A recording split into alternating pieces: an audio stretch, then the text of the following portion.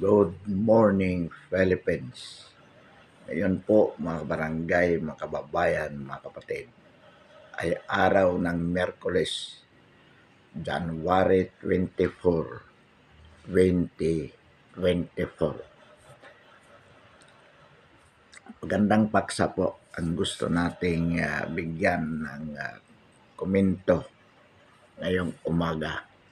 Ito po, mga kabarangay, mga kababayan, mga kapatid, ay may kaugnayan sa napanood po natin na isang episode ng vlog ni Maharlika tungkol po dito sa PCSO. Napanood po natin sa kanyang videotape na inilabas na ayon sa kanya ay isang ebidensya na ito pong ating First Lady, Lisa Araneta Marcos, ay talaga pong hari ng korupsyon o sindikato na nagsasamantala sa masang Pilipino. Ang episode na ito po ay tungkol sa pagdiriwang ng birthday, 60th anniversary o 60th birthday ng Pangulo ng PCSO na si Mel Robles.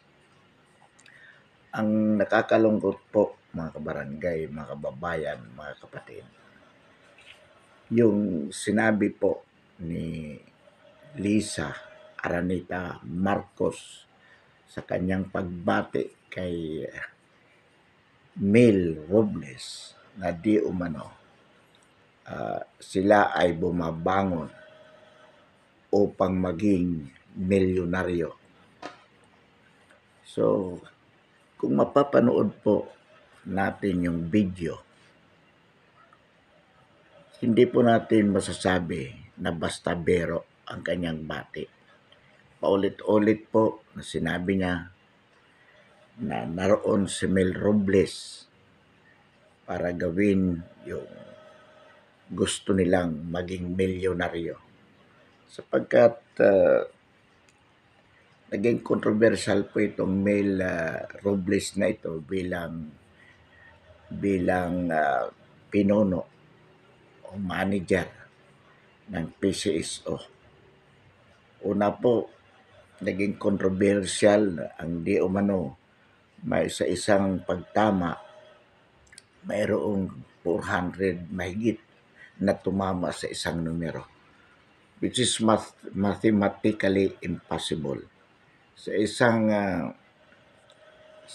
jackpot winning lotto ayon sa PCSO, that was sometimes in October 2022, 400 mahigit ang tumama. That is mathematically impossible.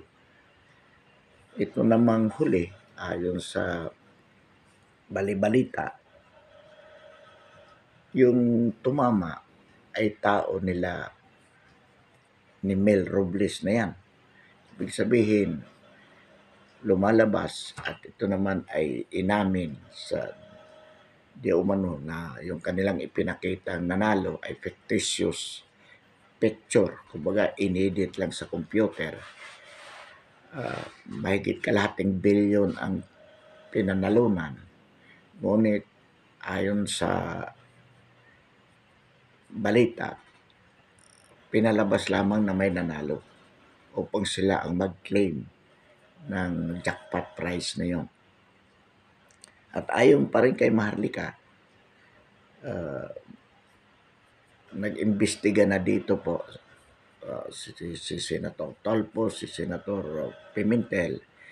Pero at the end of the day, nanahimik po sila sapagkat ayon sa informante ni Maharlika, di umano si Pimentel ay binayaran ng 400 million ni Lisa Araneta upang manahimik. At totoo namang nanahimik si Pimentel sa bagay na ito. Nung una siya ang masigasig upang di umano imbestigahan ito. At ngayon di umano si Rapi Tulfo ay inaareglo rin at ang sabi daw ng kanyang informante ay mas malaki ang presyo ni Rapi Tulfo para manahimik. At ito nga nakapagtataka, mukhang tumahimik na nga ang isyu. So ano po ang implikasyon sa mga balitang ito, mga kabarangay, mga kababayan, mga kapatid? Dito po ay makikitaan natin na ang First Lady Lisa Araneta Marcos ay ganid po sa pera. Alam po naman natin, kababago lang ng pagkaupo ni Bongbong Marcos noong 2022. Nagkaroon agad ng alingas-ngas sa sibuyas, sa asukal. Tumaas po ang presyo nito at di umano sa mga bali-balita ang may hawak po ng sindikato ng smuggling na ito na sila nagkokontrol ng presyo ay ang kapatid ni Lisa Araneta Marcos. Tumaas po ang asukal at ang sibuyas beyond the affordable price of the common masses. Kababagong upo lamang po ang mga panahon ngayon ni PBBM. At kung makikita po natin, nagkaroon ng balasahan sa Malacanang na kung saan ang mga original na appointees ni PBBM nung kanyang pag-upo, mga taong tumulong sa kanya noong eleksyon, katulad halimbawa po, specifically, na dating executive Vic Rodriguez, na noong panahon ng kumpanyahan, ito po ang talagang naging abogado Pangulong Marcos ni BBM. Sila pagkaupo po ni BBM na appoint bilang spokeswoman si Attorney Trixie Angeles. At yung ilan pong makasama dyan natanggal po, na ayon sa balita din sa mga informante ni Maharlika, tinanggal ni Lisa Araneta Marcos sapagkat ito di umano yung babaeng ahas na nagmamaniobra sa Malacanang upang matiyak na walang pwedeng humarang sa kanya, yung mga taong matapat sa masang Pilipino na talagang nangarap na umunlad ang ating bayan kapag nanalo si PBBM. Katulad po natin mga butante kung bakit ibinoto natin si Pangulong Marcos, si BBM, sapagkat naniwala po tayo na among all the presidential aspirants at the time, he could be the best in terms of complying with what is good for the Filipino people. So itong mga tao na ito, biglang natanggal at di umano dahil sa agawan ng kapangyarihan sa Malacanang, kung kaya di umano si Senator Amy Marcos na kapatid mismo ng ating Pangulo ay ousted sa Malacanang. So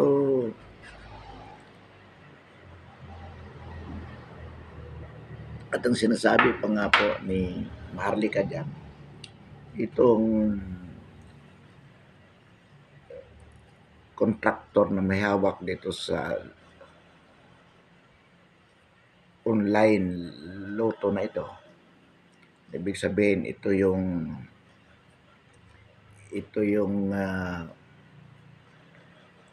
may hawak ng technology ng PCSO ay pamangkin di umano ni Lisa Araneta Marcos.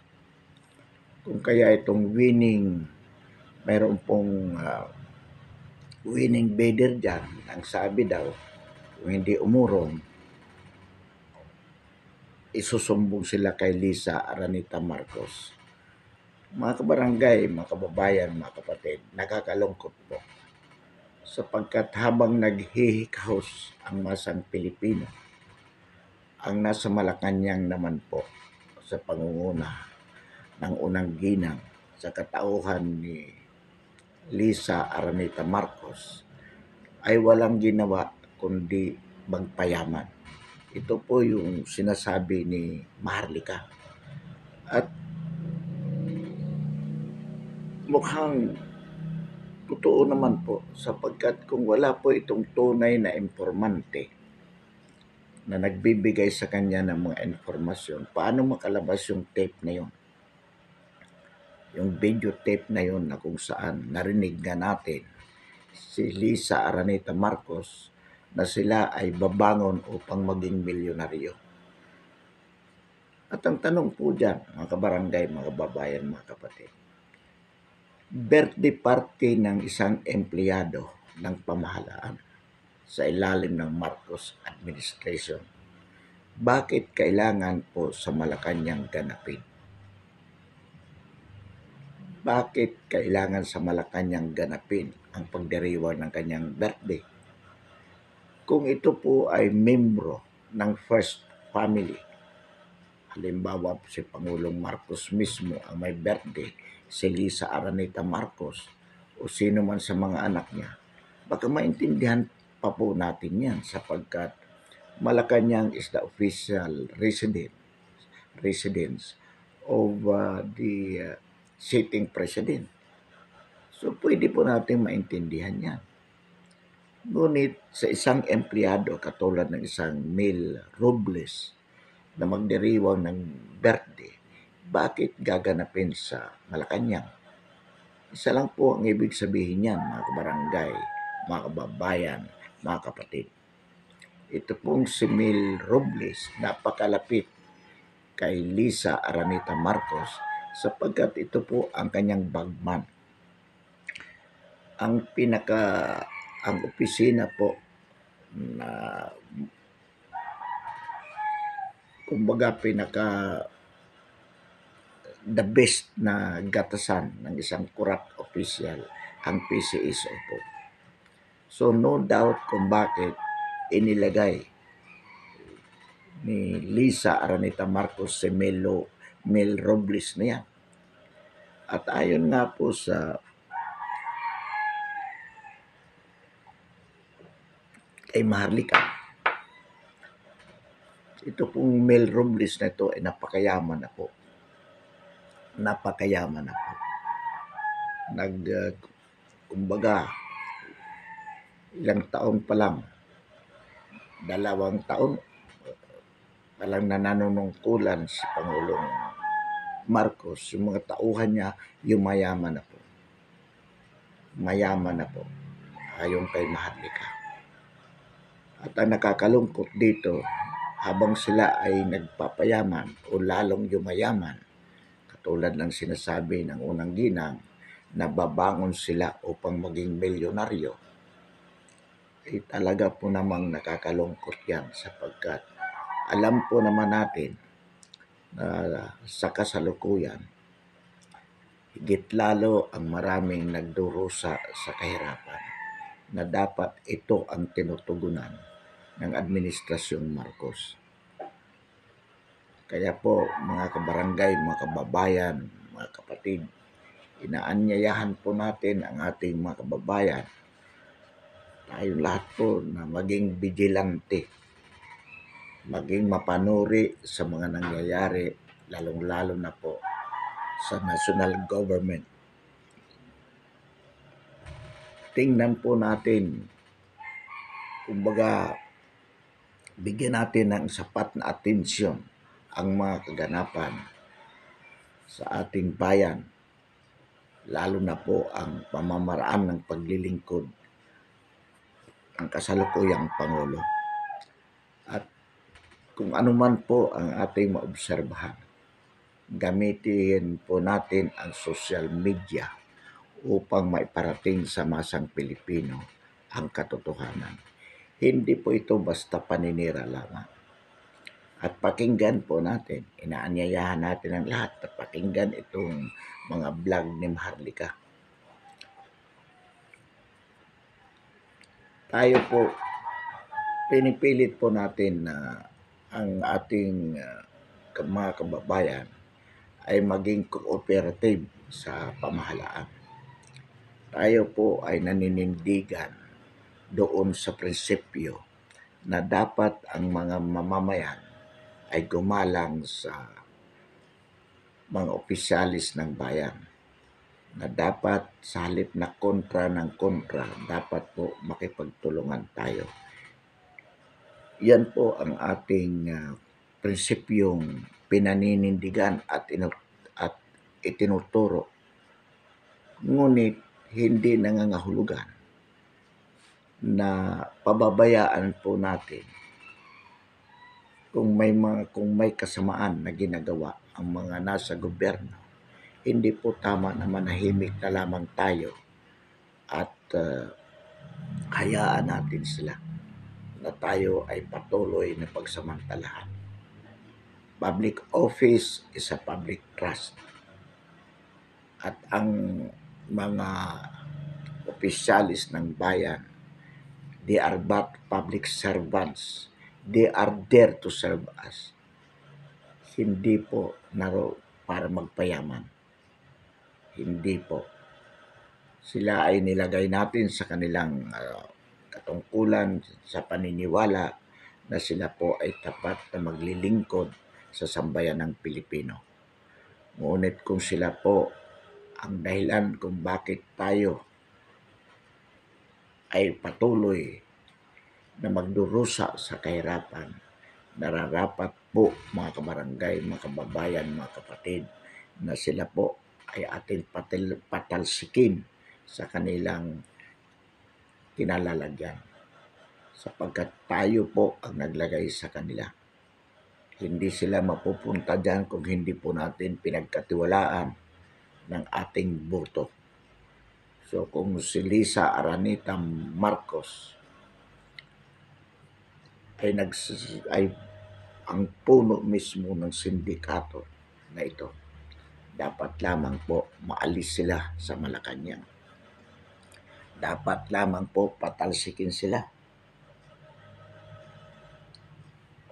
Hindi po maari na tayo ay manahimik na lamang. Mga kabarangay, mga kapatid, mga kababayan, maswerte po ang kasalukuyang henerasyon. Because with the use of the social media, Facebook, YouTube, bagamat to a certain degree nakokontrol pa rin nila, lalo na po ang Facebook, kayang bayaran o takutin.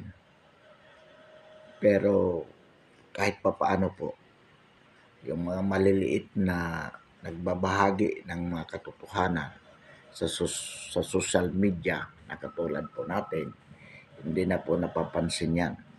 Pero kahit papaano, makakapagparating pa rin po tayo ng mga informasyon na yan.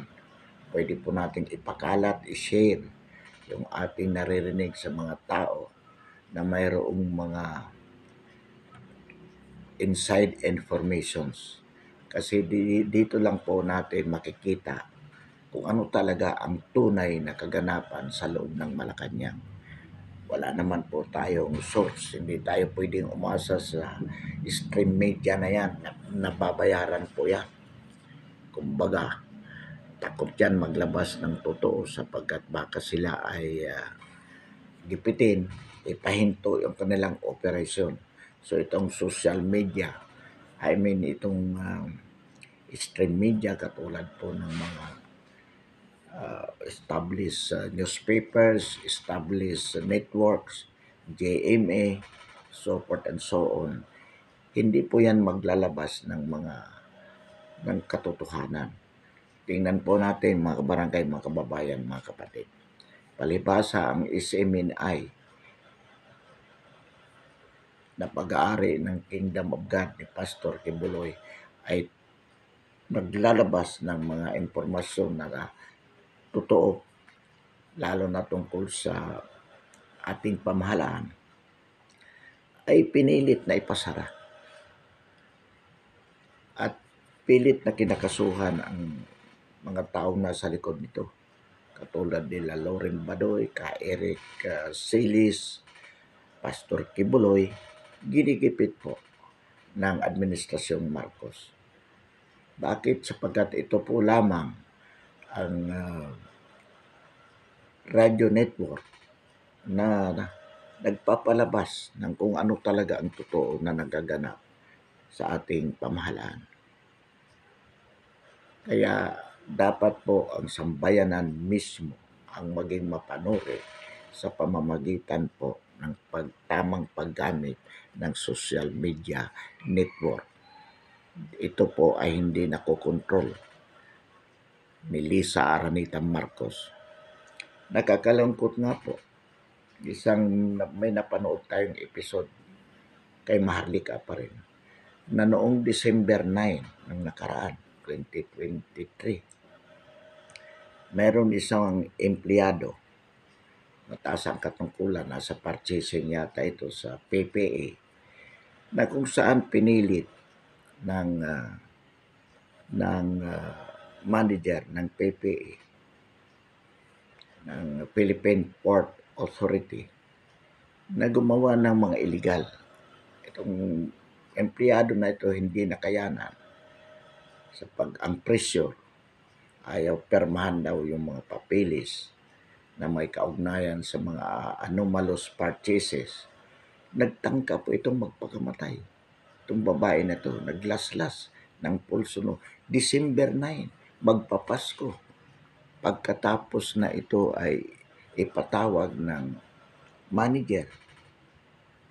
Nagkakasagutan daw po sa opisina ng manager. Marahil ayaw pumayag itong babae na ito na siyempre na pumirma sa mga anomalous purchases ng Philippine Port Authority.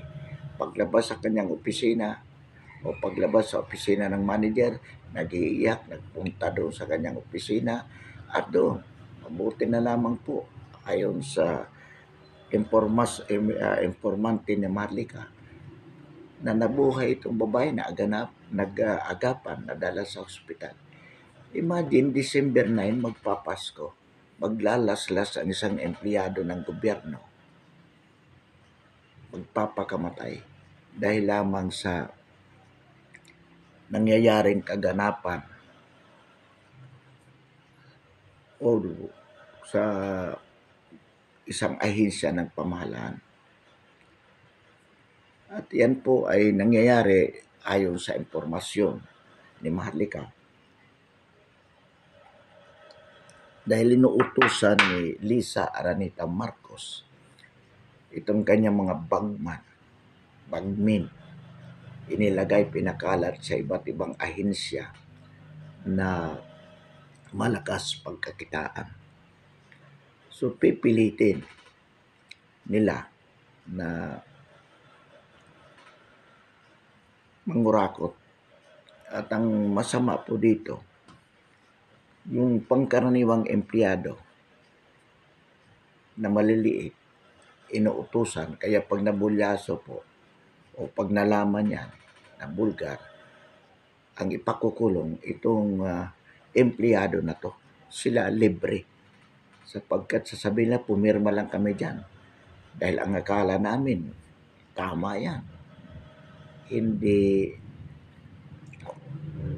anomalous yan. So pinirmang, kaya nga naglagay kami ng tao dyan para siguraduhin na tama ang lahat ayon sa proseso. Dinala sa opisina kong papel. Without me looking at it closely, I signed it, being the head of office. So libre po sila. Samantalang itong maliit na to, ayun po makukulong. Nangyayari po yan, mga kabarangay, mga kababayan, mga kapatid. Matagal na po yung ganyang sistema. Karanasan din po natin yan. Karanasan po natin. Kaya tayo napilitan din mag-resign sapagkat pinapipirma tayo ng mga dokumento na anomalous na alam po natin na pagka nagka-ungkatan niya, siyempre tayo ang makukulong pero sila po ang kumita sapagkat hindi naman sila, pumirma lamang sila para sa mabili kung anong dapat mabili. Ayon sa mga pinirmahan ng mga nakatalagang empleyado na dapat gumawa ng tama. Naalala po natin yung panahon natin. Sa isang opisina, hindi na po natin babanggitin ang opisina. Pero naging karanasan po natin yan mismo. Mga bagong purchase ng mga aircon, indoor type aircon ng araw, 1980, 81. Magbibili ng bago. Pero yung mga binaklas, yun din ang ibabalik, pininturahan lang para magmukhang bago. Pagkatapos, ipasisertify sa atin na bago. Bagong bili yun. Imagine, di bali kung isa, dalawa. At that time, naalala po natin, if I remember it exactly, it's about 60 units na pinapipirmahan sa atin, si-certify na newly purchased. Kasabwat po yung mga kaakibat na opisina. Halimbawa, internal audit, treasurer, mayor's office, kasabwat po. Doon sa aming opisina mismo, sa pinaglilingkurang opisina, hindi alam ng head of office mismo. Pero yung kanyang asawa ang nagmamaniobra kasama yung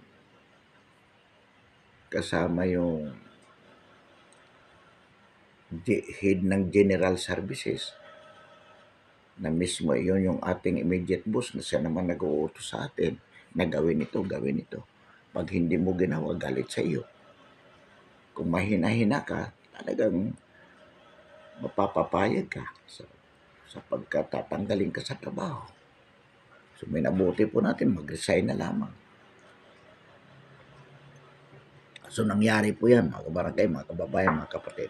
I-verify po ninyo ito para ma-check po natin kung sino nakakaalam dyan sa sinasabi ni Marlica. Isang di natin alam kung Maria Lourdes Lopez ba ang pangalan ng empleyado na nagtatrabaho sa PPE na nagtangkang magpakamatay. Di umano na isugo dito sa Manila Doctors Hospital December 9. Tingnan po ninyo kung you have the resources to find it out so that we can really verify how true it is. Pero sa ating palagay po, totoo po yan. Bakit nakapagbanggit ng pangalan at pizza si Maharlika? So pwede pong i-verify yan sa Manila Medical Doctors kung doon man dinala. Pwede pong ma-verify yan ng mga resource people na gusto mag-verify kung totoo, kung mayroon bang ganitong empleyado sa PPE na nagtangkang magpakamatay noong December 9. So mga kabarangay, mga kababayan, mga kapatid, ang suma total po dito, itong si Lisa Aranita Marcos ay talaga pong nagsisindikato. Ganid po ito sa pera. At sila po ay naglilingkod hindi para sa masa, bagkos ay naglilingkod para sa kanilang sarili upang lalong magpayaman at the expense of the people. So ito po ang nakakalungkot dito. At dahil dito po, hindi dapat na manahimik ang sambayan ng Pilipino. Sapagkat kung hindi po tayo ang kikilos niya, kung hindi po tayo ang gagalaw, sino po? At kung hindi po natin ngayon ito gagawin, kailan. So patuloy po na mananalanta ito sa sambayan ng Pilipino na naghihikahos sa kahirapan. Kung ayaw po nating maniwala, kung sinasabi po natin na sinisiraan lamang ni Maharlika ang administrasyong BBM, so ito ang sinasabi natin. I-verify po natin, i-verify ninyo.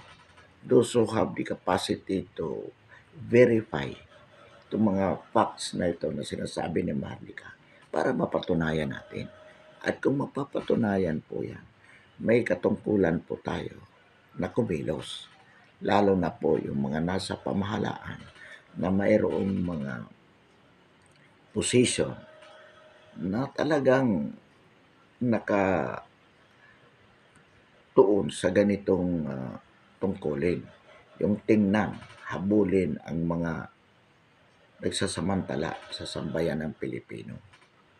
Ito pong ating mga military officers, ito pong ating mga PNP, na nariyan po kayo sa inyong katungkulan, hindi para lagi niyong sinasabi na tapat kayo sa saligang batas, tapat kayo sa Commander-in-Chief. Totoo po yan, dapat kayo maging matapat.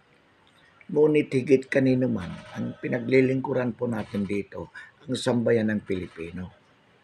So much so that if the Commander-in-Chief is no longer serving the interest of the Filipino people, then he is not worth defending. He is not worth supporting.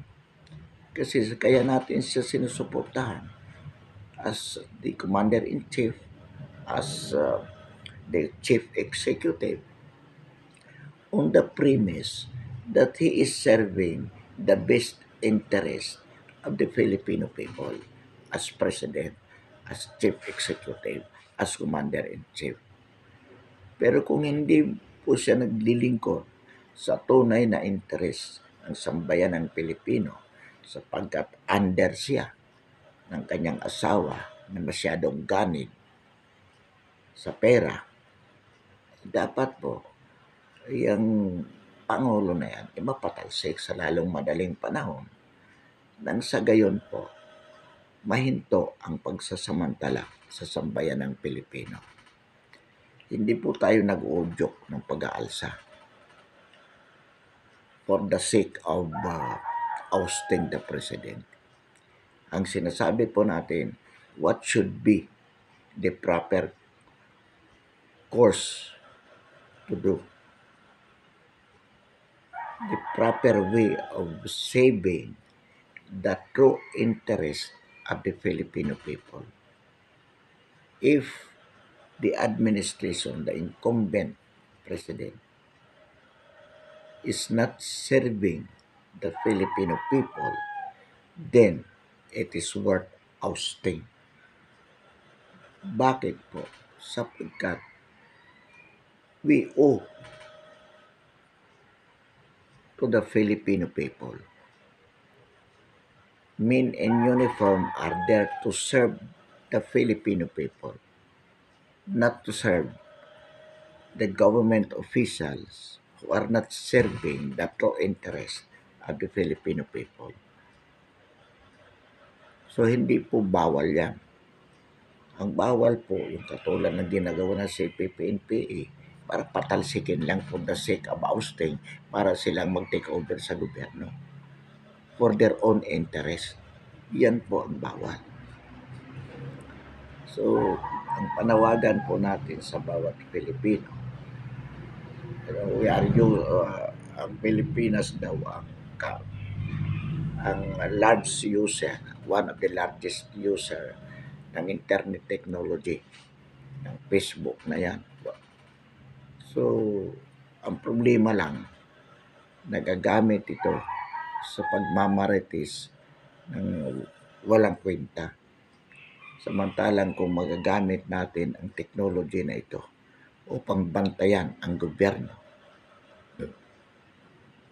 kung ang mga tao dyan ay tunay bang naglilingkod sa sambayan ng Pilipino, di sana'y uunlad ang bansang Pilipinas.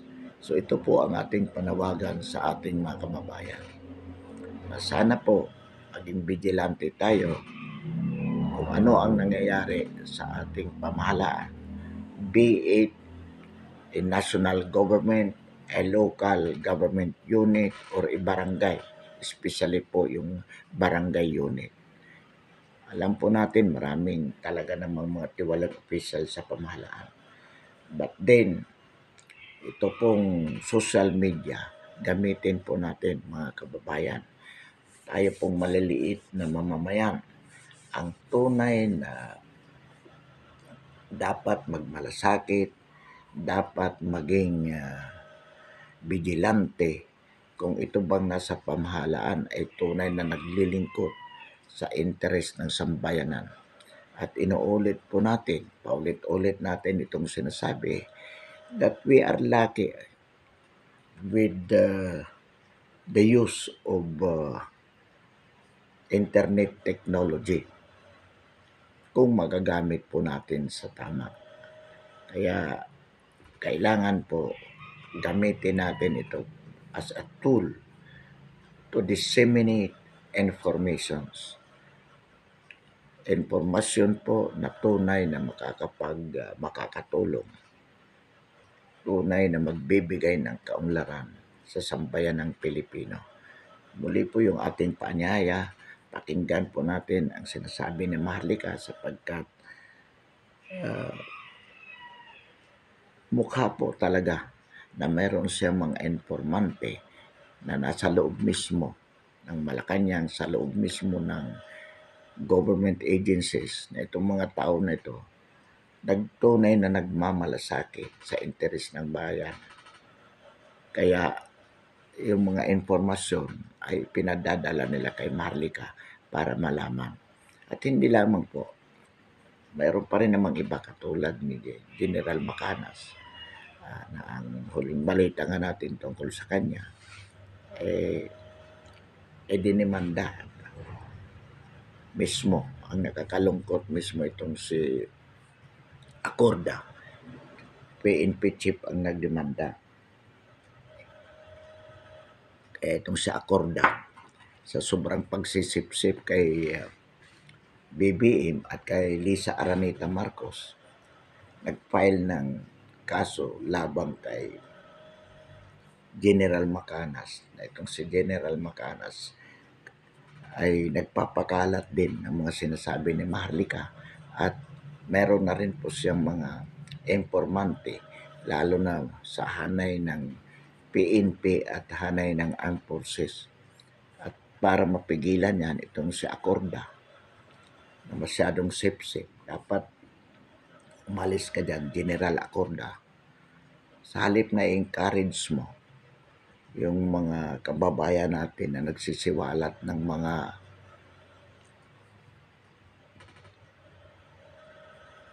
kasamaan ng pamahalaan, ayun, ang ginawa mo, dinimanda mo pa para makasuhan, para mapigil. It's one way of controlling. Kaya, ayun ay gusto mo lang naman magsip-sip. Inayo pa kang General Acorda ka. Hindi ka karapat-dapat yan sa PNP. Ang pinagsisilbihan mo, si Lisa Araneta Marcos. Hindi ang sambayan ng Pilipino. Ang kapal ng mukha mo, General Acorda, PNP chief. Tatapos ka rin naman dyan. Sa totoo lamang po, kaya nangyayari din itong mga krimen dahil sa mga tiwaling PNP officers na dapat nililinis mo, General Acorda. Ang dami dyan, mga ang sangkot, mga kidnapping, itong mga PNP officers na dapat nililinis mo. Ang Shabu ngayon, lumalakas na naman ang droga, ang sindikato ng droga. Paano? Mismo ang mga PNP generals ang sangkot dyan. Ang mga PNP officers ang sangkot dyan. At yan ay pananagutan mo, General Acorda. Pero anong ginawa mo? Nagsip-sip ka lang kay Lisa Aranita Marcos. Dinimanda mo si General Macanas para sumikat ka kay Lisa. Mga hinayo pa kayo. Kapal ng mukha mo. Nananawagan po tayo dapat lifestyle check itong mga ito eh. Katulad itong Robles na to, katulad nung nasa PPA na yan, manager, katulad ni Chief PNP Acorda, dapat i-lifestyle check yan. Malaman natin sa bayan ng Pilipino kung gaanong yaman ang nakurakot ng mga ito sa loob ng kanilang panunungkulan under the Marcos administration. Yan po ang dapat. Mga kababayan, panawagan po ulit natin, let us be vigilant. Gamitin po natin ang internet technology at makinig po tayo doon sa mga nagsasabi po ng katotohanan tungkol sa pamahalaan. Alam po natin, maraming mga vlogger dyan na babayaran kaya panay ang papuri sa kasalukuyang administrasyon. Isa rin naman po tayong pumuri dyan. Hindi tayo binayaran, pero isa tayo sa pumuri dahil isa po tayo sa bumorto ng kumpanya para kay BBM sa pananiwala na maglilingkod ito sa sambayan ng Pilipino. Ngunit after 2 years of being in office, we are convinced that they are not serving the true interest of the Filipino people. We are convinced that they are serving their personal interest at the expense of the Filipino people. We are convinced that they are worth ousting at the soonest possible time. Pansamantala po, mga barangay, mga kababayan, wakasan natin ang ating talakayan ngayong umaga. Muli, magandang umaga, Pilipinas.